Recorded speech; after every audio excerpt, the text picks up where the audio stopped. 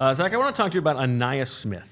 Okay, let's hear. Okay, the 5th-round wide receiver. As we're talking about who can be the 4th option in the passing game, is there a chance that he can, earn the job of number 3 receiver? And I just, to recontextualize how difficult that would be for him, here are the seasons of sort of semi-recent to recent vintage of mid-round to late-round Eagles wide receivers. You tell me which of these seems best. And are we calling it from 5th round on, or are you including? No, there's a few others. Okay, in here. a few others. Okay. So 2006, you've got 4th round Jason Avant. Jason Avant turns out to be a very reliable slot receiver for the Eagles, grows into that role.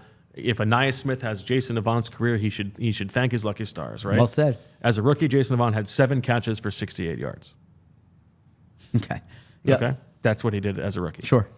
In 2010, 5th-round pick, Riley Cooper, different player. And there are a few of these guys who are more downfield threats. Riley Cooper, as a rookie, this is a guy who, again, turns into a starting player for the Eagles. As a rookie, 7 catches for 116 yards. In 2014, 3rd-round pick, Josh Huff.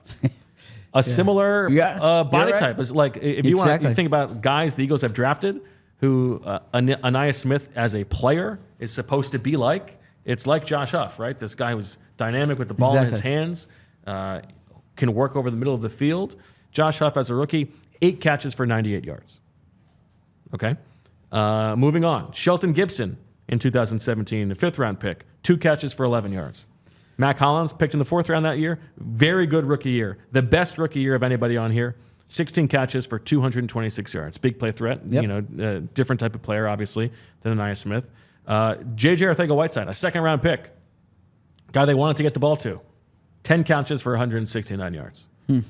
Quez Watkins, a 6th-round pick. Turns out to be the best guy from that class, but a different type of player. As a rookie, 7 catches for 106 yards. John Hightower that same year, the 5th-round pick, was ahead of Quez on the pecking order that year. 10 catches for 167 yards. I mean, there's one guy on here, Mac Hollins, who had more than 10 catches in guys who were drafted somewhat in the same range. Just to say that, like, Ainias Smith, if he becomes a real part of the offense, that would be a surprise. I would agree with you there. I like those numbers. I think the NFL, I think receivers are better now coming out of college than they've been in the past.